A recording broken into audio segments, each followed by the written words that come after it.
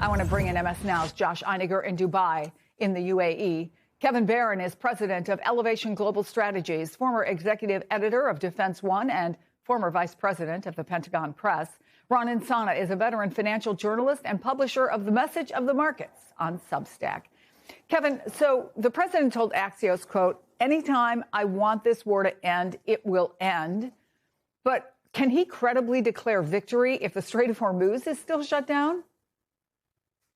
Probably he will anyway. I mean, that's the way this is all laid out. He can just say, I mission accomplished, meaning I hit the nuclear sites, I hit the missile sites, and I hit their Navy. Those are the three things the Pentagon keeps saying are their objectives. But yes, obviously, this administration either did not care about what the possible outcomes could be or did not think about them. I've been to the Strait of Hormuz with a former Central Command commander years ago, 2018, specifically to watch an exercise for this scenario. The military trains for this. They expect that the strait would be shut down, and in an emergency, they could land bridge across that little sliver of finger there you see through the UAE. But it's an enormous operation, and it's meant for the most extreme circumstances. And frankly, it's not really meant for a whole lot of oil. It's meant for other kinds of, medical goods, arms, munitions, in case of, a much larger, longer scenario. So the world is hurting right now, and I think, Trump he can declare victory. He's Trump. Will say what he wants to say, but clearly that doesn't mean the Iranians are going to stop. And if like the spokeswoman was saying, if the U.S. really was trying to have some kind of total victory, you would think the first thing they would go after were things like minesweepers. I don't know how there's a boat left in Iran that could lay a mine. That's kind of the first thing you would expect they would do. So, Ron, just a few hours ago, the International Energy Agency announced that it's releasing 400 million gallons from their oil reserves to ease the crisis. This is the largest release they've ever done. But it remains to be seen how that will impact gas prices, which are today at $3.58. Up 60 cents since the war started. Do you have a sense if that's likely to bring down gas prices? Could we still be headed for a potential energy crisis down the road? What do you make of that announcement?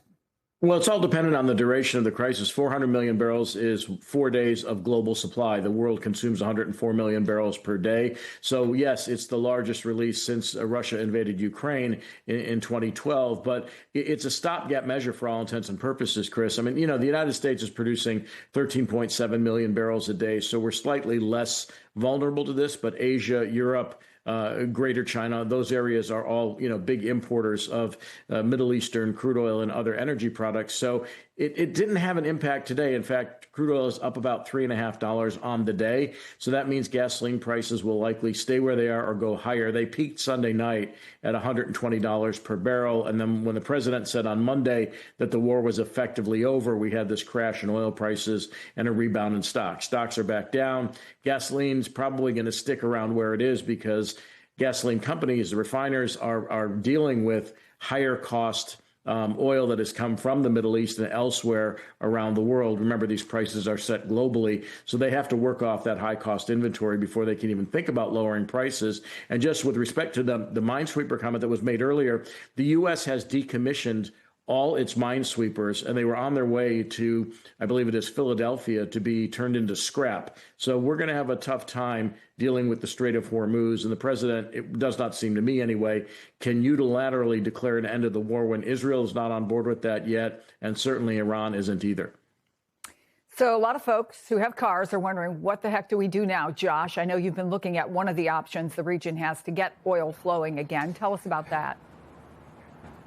Yeah, Chris, Kevin made an interesting point. He said he watched a military training exercise in this very scenario. The images that we saw today of one of the 3 ships that were targeted on the Strait of Hormuz today, those are images that have been in the mind of the oil industry for decades. They've always known that this was a possibility. And so there is capacity. There's infrastructure that exists in the form of pipelines. One of them goes all across the United Arab Emirates, and it connects the biggest oil refinery in the Middle East, which is west of Abu Dhabi, with the biggest fuel farm in the Middle East, which is in a city called Fujairah, and that is in the Gulf of Oman. So the tankers can just come, pick up the fuel there, and then leave. But here's the thing. In just the last 3 days, Iran has struck both the refinery in the west and the fuel farm in the east.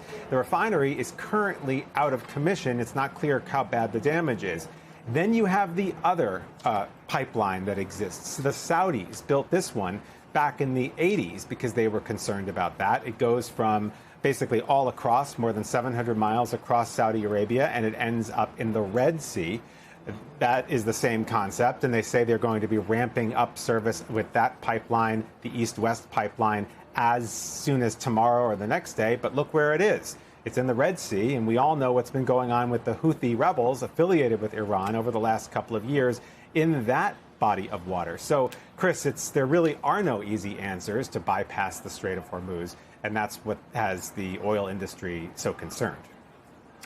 That's fascinating, I think, for a lot of people who don't intimately know the region. So thank you for that. Ron, I also want to ask you about what the Energy Secretary Chris Wright tweeted.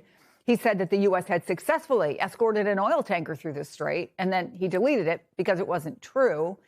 The Wall Street Journal said, and I'm quoting here, the since-deleted post was enough to wipe out million-dollar trades. What does this tell you about the real-world impact of, is it fair to say the right hand doesn't know what the left hand is doing? Well, I mean, I guess maybe to rephrase it, we're in a headline-driven world. And so money's going to move based on whatever any official who's involved in this war, has to say, whether it's a president saying that he can stop the war anytime he wants, or whether it's the energy secretary, Navy secretary saying there was a successful escort when there wasn't. These markets are very, very sensitive to headlines. And so we've seen an relatively large volatility, certainly from Sunday night through today in the financial markets, broadly speaking, both at home and abroad. And so, I think, Chris, when you're in an environment like this, until we get real facts from the region, and we can put them into some context relative to, what a normal day looks like outside of this experience, that the markets are going to move wildly. And yes, they're multi-million, and in some cases, maybe even multi-billion-dollar trades that are being moved around in the financial markets simply based on commentary. Sometimes we have our own administration officials conflicting with one another as to what they're saying about the current state of play. So that's the world we live in right now. And in our world, in the finance world, we're going to be headline driven for as long as this goes on.